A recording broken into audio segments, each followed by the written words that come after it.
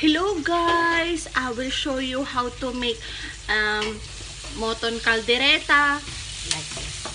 Saute garlic onion. Then pour tomato sauce. Stir gradually.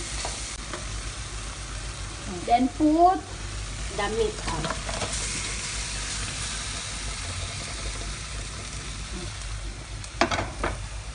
Kanina guys, we already made the kambing boiling into soy sauce and garlic onion and ginger and tomato.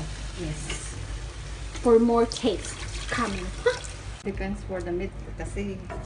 So guys, now you can leave it and wait for the tenderness of the meat.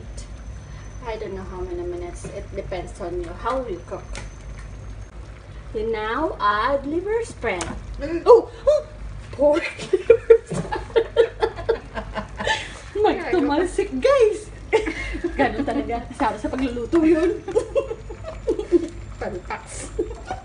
So guys, 30 minutes already boiling this kambing to make it tender, no? That's how long it cook. So, ngayon, lalagay na po natin yung bell pepper at saka green peas. After na lumambot na yung karne. Basta yung garlic.